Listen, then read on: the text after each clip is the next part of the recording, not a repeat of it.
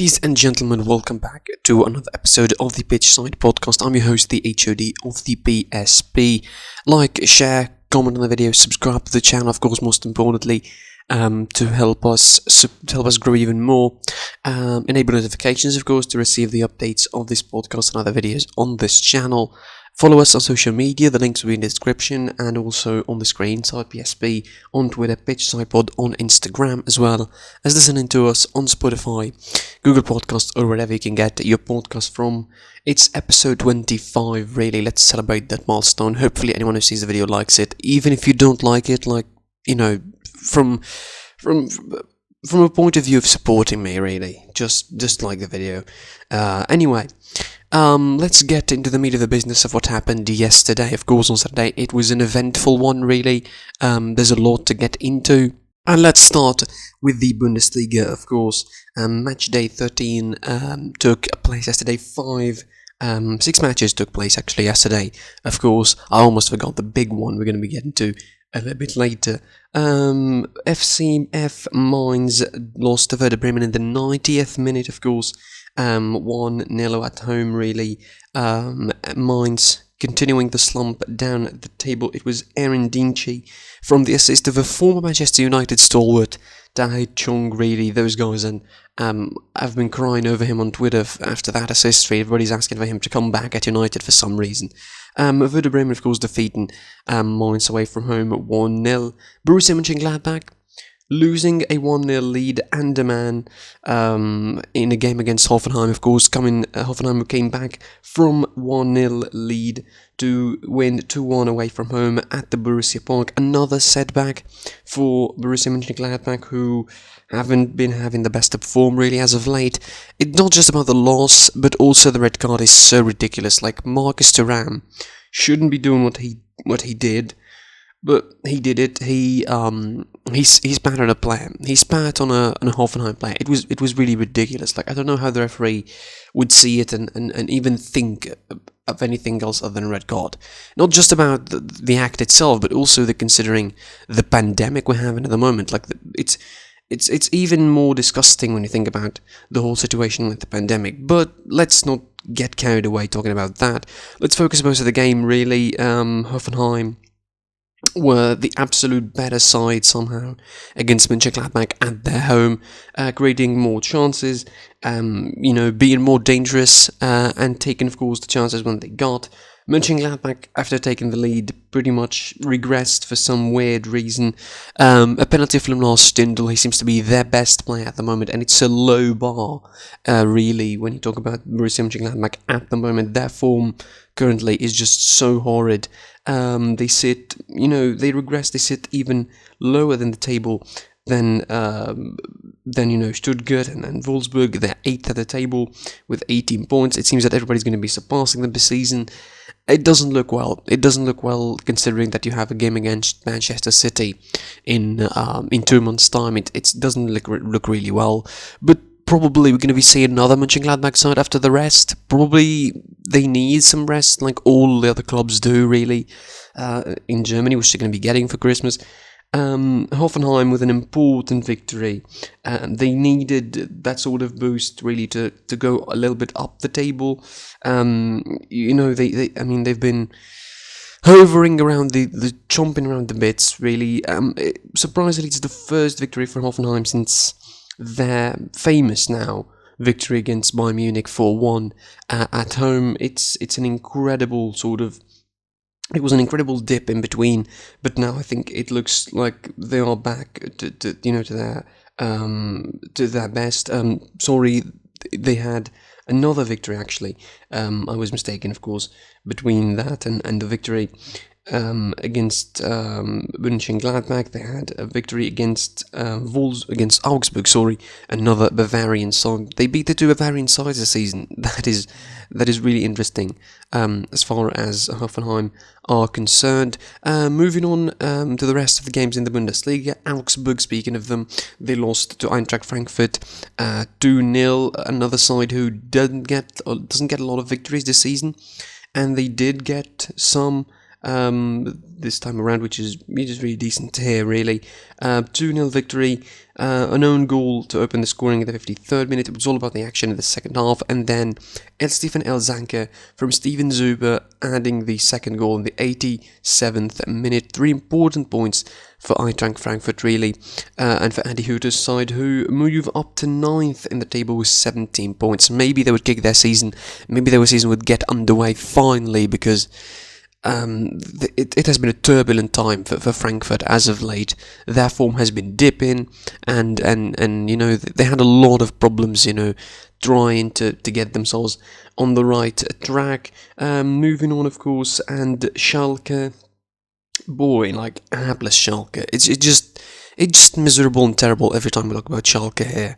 But again, they lost their winless run. I almost said undefeated. Their winless run in the Bundesliga extended to 29 games, and is just going to be getting worse. It seems. There's no limit for what could happen to the team financially out of the pitch, but also on the pitch. They're really horrid. Another bad showing from them.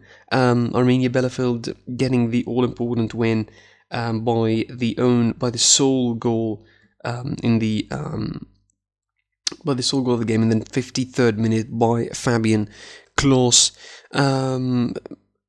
A result that, Schalke now, like, if anybody does think that Schalke have even half a chance of not, being relegated, I'm sorry. Like, I'm sorry. They have 4 points, and all of these 4 points have been a draw.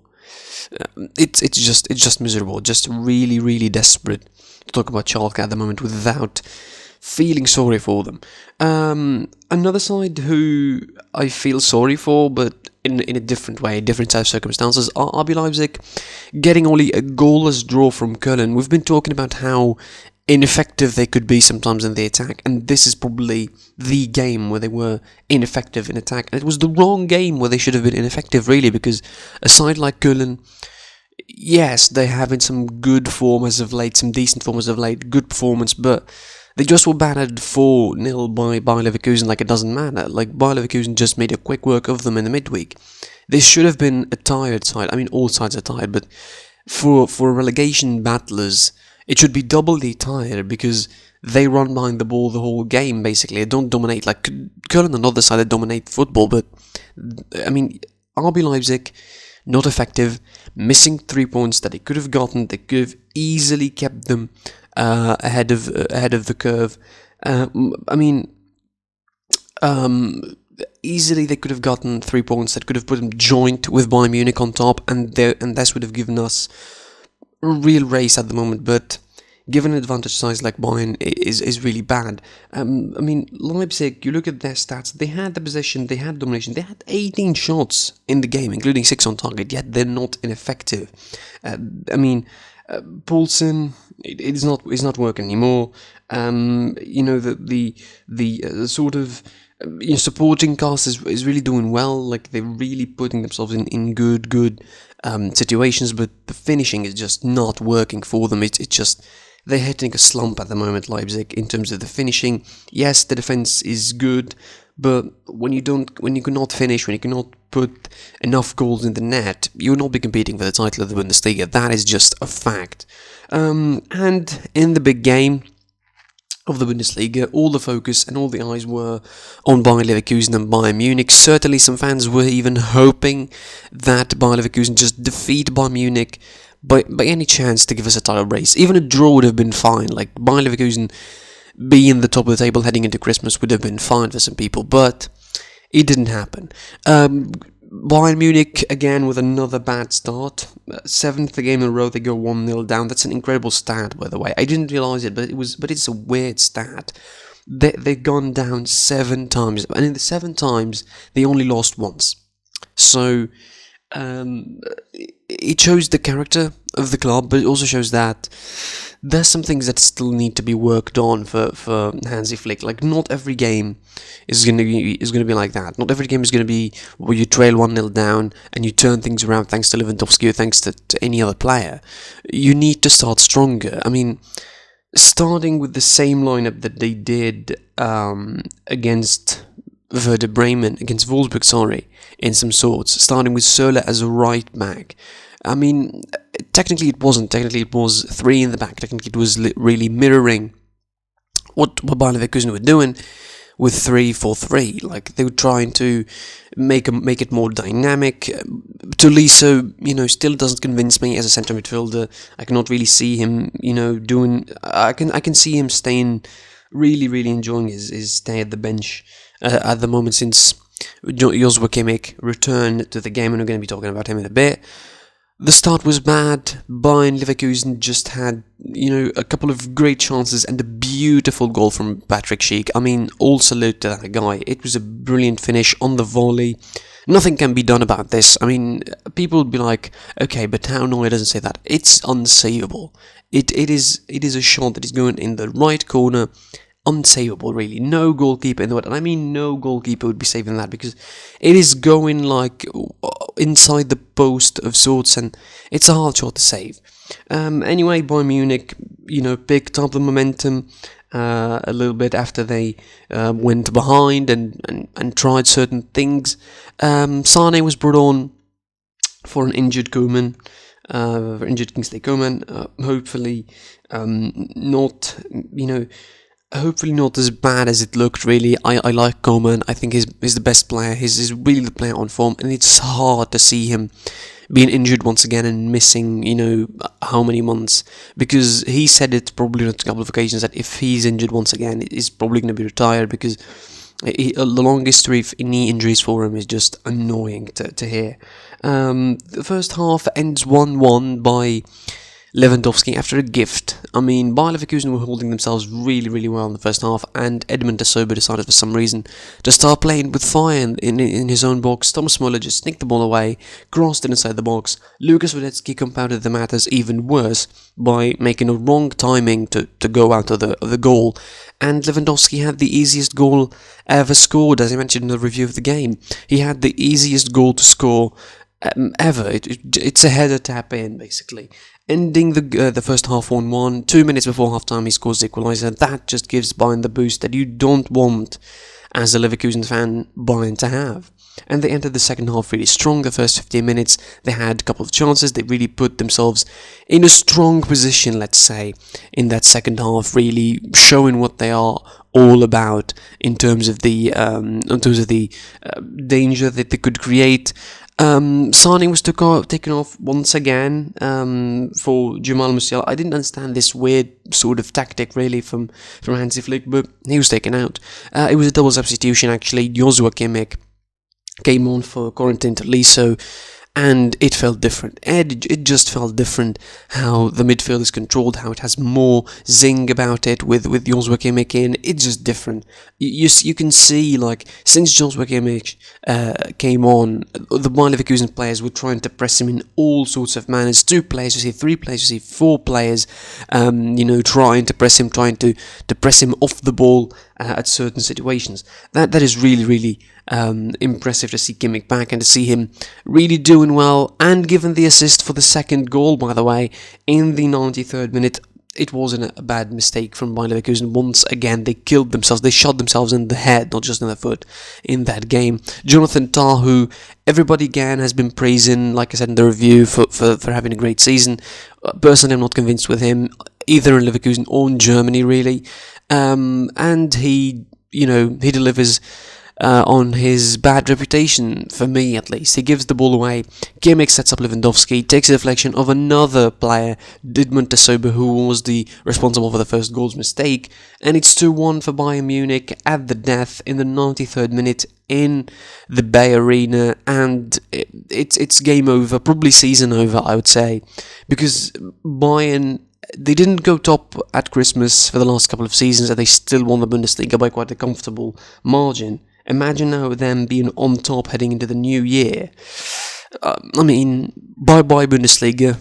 That's what I want to say. I mean, in the last episode, I was talking about how the Bundesliga could be competitive, how Bayern Leverkusen and Leipzig could give us a title race. Maybe they would still be close, but eventually, we all know that Bayern are probably going to be winning the title in the Bundesliga. The round still continues today with 2 matches. Freiburg hosting Hertha Berlin, and it's quite an interesting clash really to watch and to savour if you are a football fan. If VfL Wolfsburg and Stuttgart.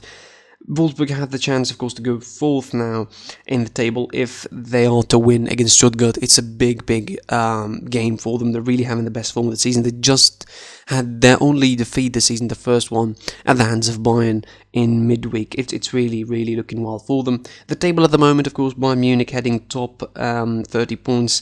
At the top, Bayer Leverkusen and Leipzig share the 28-point mark. 22 points for Borussia Dortmund, Union Berlin and Wolfsburg 21 points. Stuttgart with 18 points, of course, Asterix, Wolfsburg and Stuttgart yet to play. Mönchengladbach with 18 points, Frankfurt with 17 points, Augsburg 16 points, Hoffenheim 15 points, Werder Bremen 14 points alongside Freiburg, again with the asterisk that Freiburg didn't play.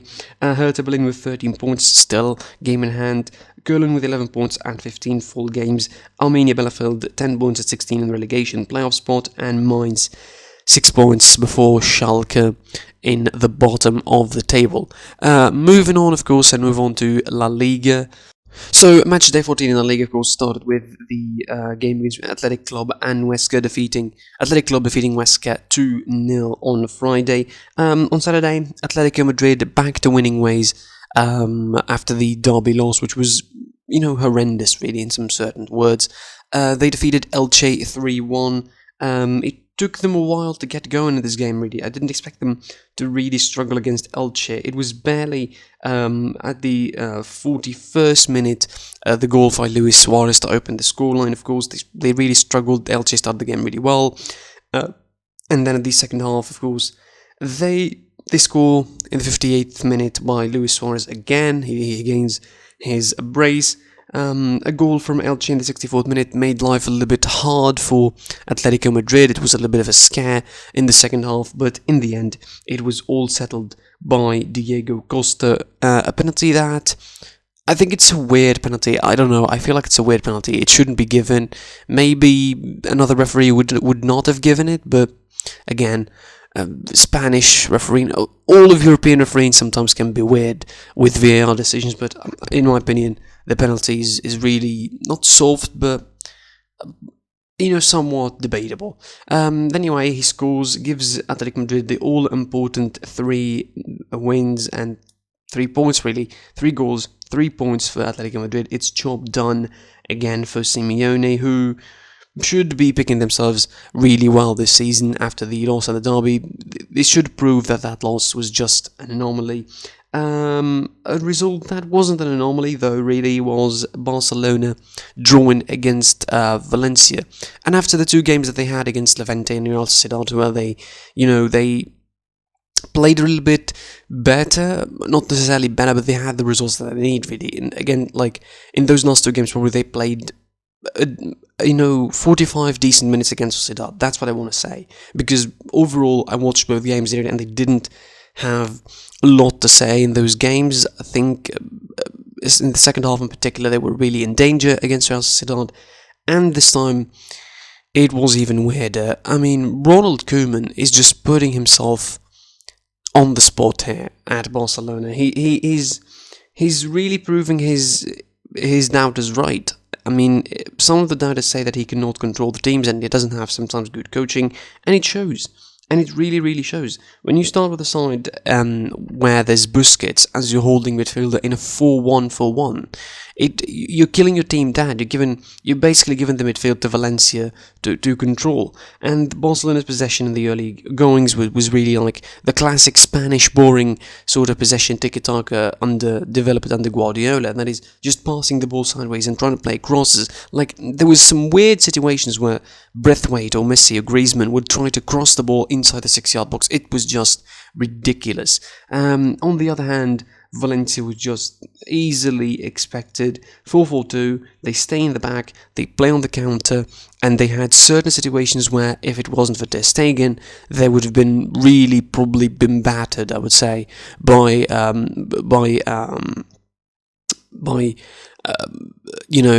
Valencia. I think it was really ridiculous. Certain situations, like, there were some weird situations that also Valencia's players finishing really dealt them down. There's an attack really in particular, I don't know which minute exactly. I think it's around like 17, 18 minutes in the first half, pretty early. Valencia get the ball. I mean, two players of Valencia, tangle in each other. The ball comes out, and it's again two Valencia players on their own against the net, and they tangle and they just scuff the ball away. I mean, that was a situation that probably illustrated everything wrong with Barcelona at the game. Wrong positioning from the midfield, sometimes wrong positioning from the defense. You can't really blame Araujo and Mengueza. They're still pretty young, they're still learning the trade, but you expect defenders in Barcelona to be better than that. Not starting with De Jong was, I think, a mistake in my opinion. They didn't give Barcelona the directness that they would lack in. They were two diagonal, four players doing the same thing. Playing Braithwaite on the left hand side was a mistake, definite mistake. I mean, even at number 9, he's not that good. I mean, how, let alone him being a wide player. And it shows really, because whenever he gets inside the box, he tries to cross, and he tries to just pass the ball to Messi. On the other hand, the Valencia players were just trying to shoot, or trying to be direct. And of course, eventually, Barcelona's defending would let them down. Everybody knew that it would let them down. And the 29th minute, a corner from Carlos Soler finds Mukhtar Diakabi, who was free. He was free. He leapt unmarked. He just missed his marker in Antoine Griezmann and just leapt free of any marking to score the first goal of the game. And there's where things could go really bad for Barcelona. Everybody thought that it will be a little bit fine after Messi equalised from the spot, or from the rebound. On the spot, really, he missed the penalty, and of course he scored the follow-up. 1-1 at half-time. Everybody thought, well, it's fine, really. It should be fine. In any way, it should be Barcelona's time to score. And they started really well. I mean, Frenkie de Jong was introduced as a sub in the second half, and for Sergio Busquets, which I don't think it's the right thing to do, really. You want your midfield to be more, compact. You still want to have Busquets in there, but Frenkie de Jong is going to be the more, work rate midfielder kind of thing, while Busquets is going to be the one who supplies the passes, because he still have a decent passing range on him. They started strong in the 52nd minute. Ronald Araujo, brilliant volley, really, hitting it sweetly under the goalkeeper's hand for a 2-1 lead. And everybody thought, okay, Barcelona are going to be taken off from here. But then it was back to scare land once more for Barcelona. And every time Valencia were on the ball, they find acres of space, especially on the right-hand side of Serginho Dest, who, for all the praise that people have been showering him with, saying that probably a beacon of light in that side of Barcelona, he had a terrible game of sorts, giving the ball away for a couple of chances in the first half, and also, being in bad positioning for most of the second half, including, of course, the goal in the 69th minute from Maxi Gomez, of course, finding himself in the 6-yard box, pretty much with the easy finish, really. Taps in 2-2 for Valencia, and that was your lot, really, because after that, you expect Valencia to close down and to play tight. Barcelona were just trying desperately. Messi was trying to shoot from every range possible. By the way, he equaled Pelé's record for, the goals scored at one club for 643 goals, but I don't think that's going to be the biggest takeaway any Barcelona fan would take of this game, really. Nobody's going to care in the end. That is going to be a record, yes, but it should have come in better circumstances for Barcelona, and it doesn't help, really. And Koeman didn't help the situation, really. He has some weird substitutions to make.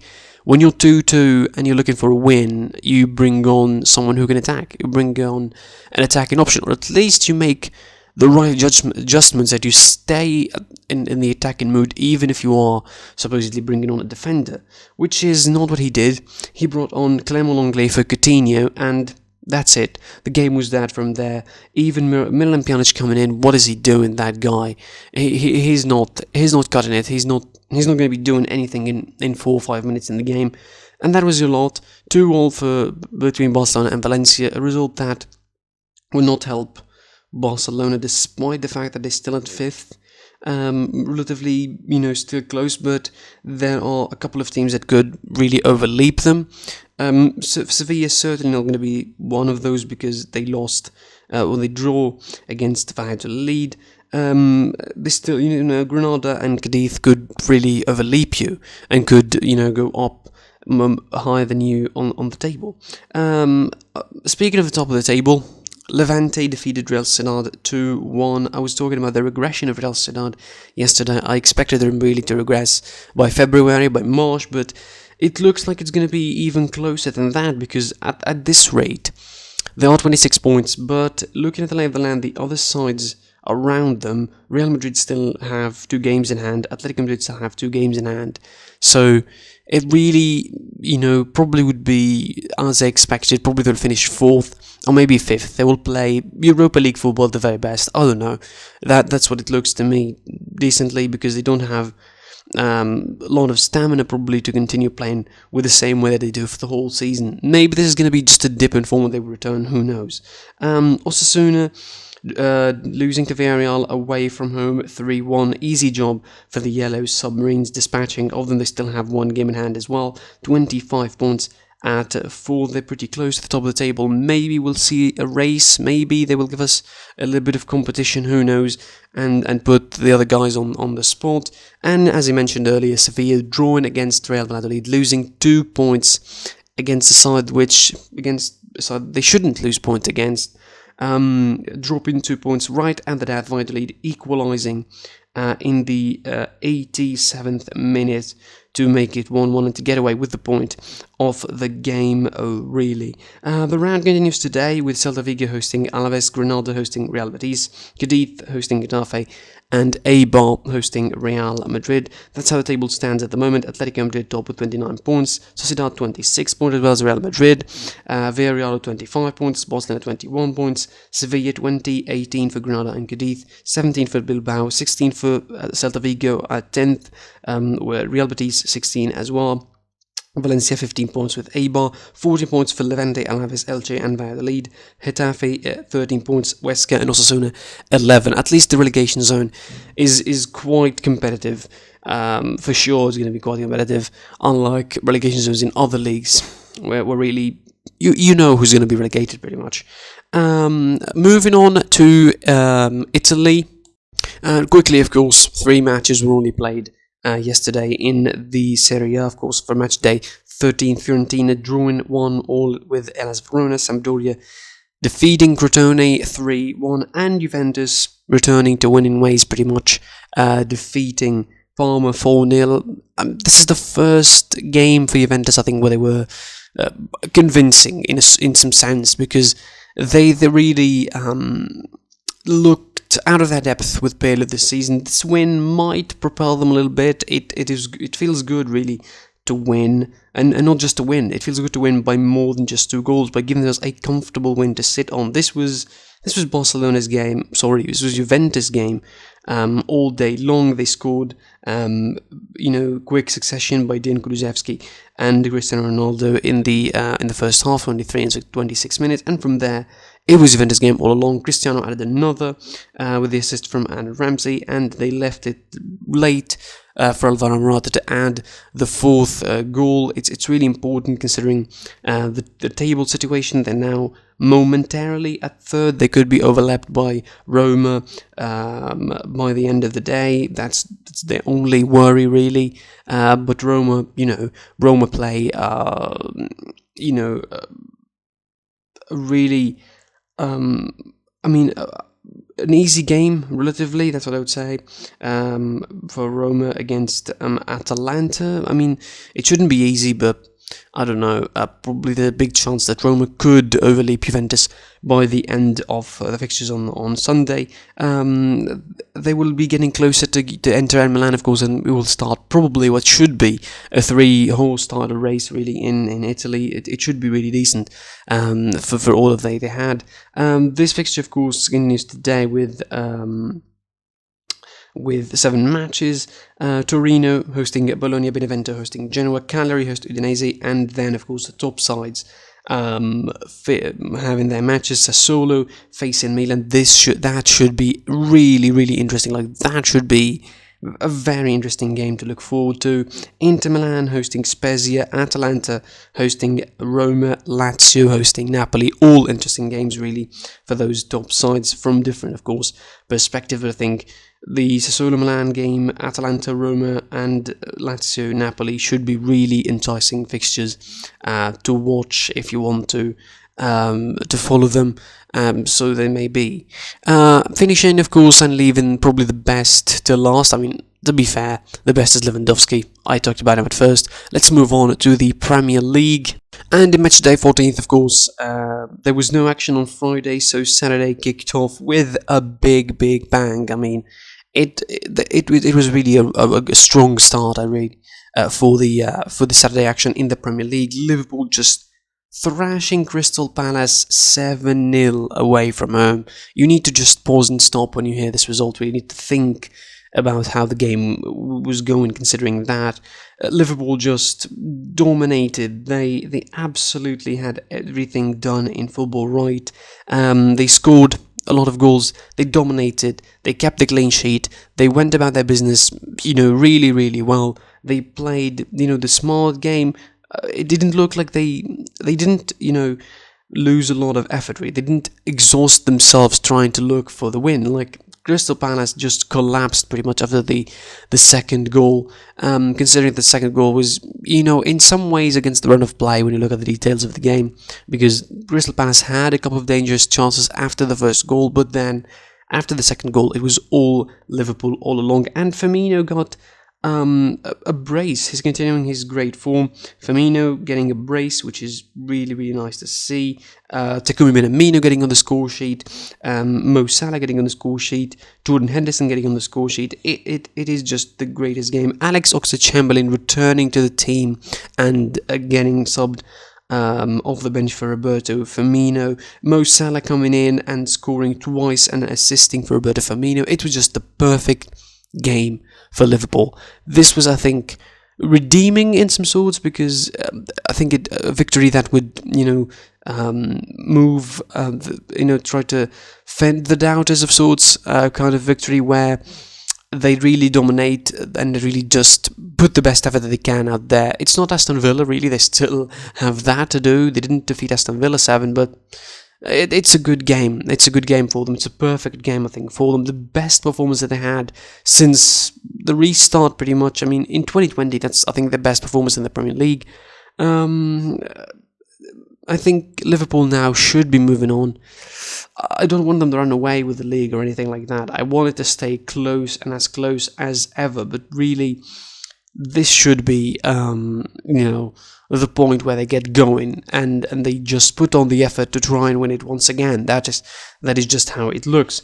Moving on to a side that his victory would not fend the doubters, and Manchester City, again, with the most minimal of victories, 1-0 against Southampton away from home. First of all, that's a shocker for me that they won, because everybody expected their ineffectiveness to kick in. Southampton are on a great form. They're doing really well. Everybody expected them to upset City, but they couldn't. And couple of that unexpected draw against Arsenal 1-1, and you have a slight dip in form, but I think it's a very remarkable sort of dip in form. Manchester City only goal came from Raheem Sterling from the assist of De Bruyne, but the image of the goal is just so unlike Manchester City. It was a long lobbed ball from Edison Moraes. Imagine Edison Moraes kicking the ball away like long, far the pitch, and he did.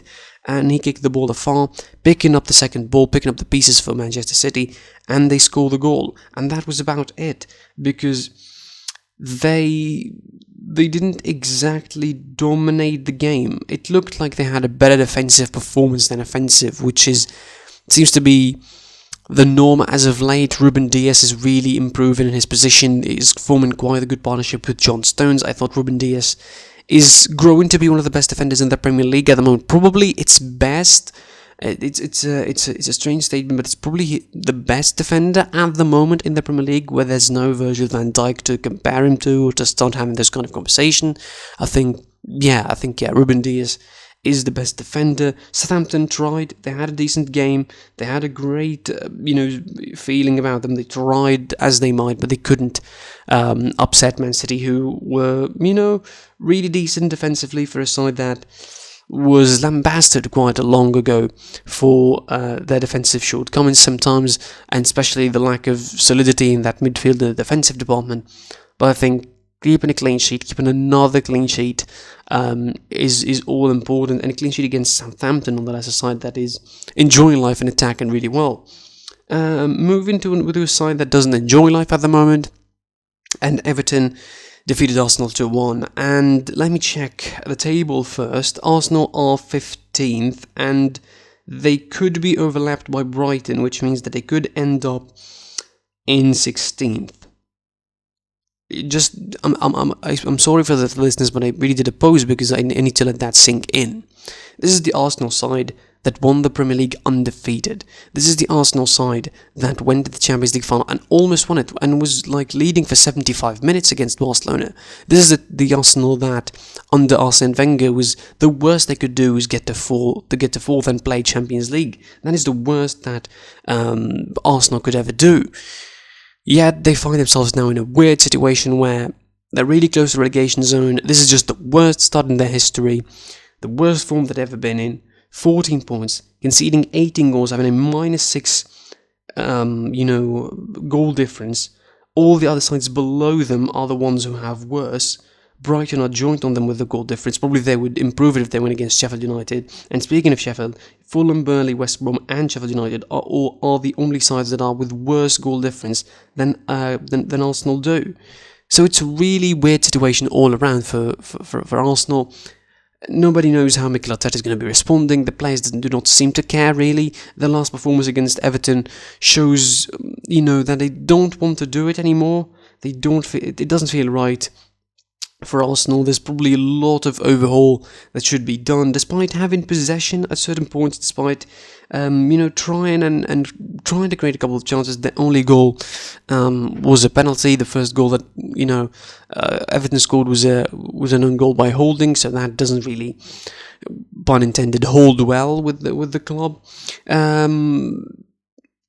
It's all about Arsenal at the moment, and I'm not discrediting Everton really, because win as it might, it is really important now. 3 wins in a row, 2 against the London sides in Chelsea and Arsenal, of course, and defeating Leicester in between. They've beaten they've beaten 2 top 6 sides and Arsenal. That's all I would say. They've beaten Chelsea, Leicester and Arsenal, because Arsenal now, don't try to call them top 6 really. I don't dare call them top 6 at the moment, because they cannot be a top 6 side with that kind of form and with that kind of lacking desire to win, really, and doing anything on the pitch. It's just bad. It's just bad for Arsenal. Everton with a 2-1 win that takes them up to second on the table, really behind top of the table Liverpool, of course. Arsenal, as you mentioned, really languishing low in the middle of the table. Newcastle United in the lower parts really of the table. Newcastle United defeated or drawn against Fulham 1-1, sharing the points. Newcastle move up to 12th with 18 points, and Fulham move up to 17th to 10 points out of the relegation zone. Hopefully for them, for a while, they're starting to picking up points. Hopefully they would get out of the relegation zone soon for them if they want to stay in the Premier League. This is the time around in the Boxing Day. They need to take care of the business, and they need to grab some crucial points in the next 2 to 3 fixtures, really, and that's how things should be going. The round continues with the games that I mentioned: Brighton versus Sheffield United, Tottenham hosting Leicester. That's an interesting one to look forward to. Manchester City versus Leeds United. Man United versus Leeds United, the rivalry renewed after 16 years. West Brom facing Aston Villa in the Midland derby, and on Monday, Burnley facing Wolves and Chelsea facing West Ham. That's all for this episode. Like, share, comment on the video, and subscribe to the channel. Most importantly, hit the notifications bell to receive all the updates from this podcast and other videos on this channel. Follow us on social media. I'm at SitePSP on Twitter, PitchSiteboard on Instagram. Listen to the podcast on Spotify, Google Podcasts, or any other platform. I was your boy, the HOD of the PSP, and until I see you tomorrow, goodbye.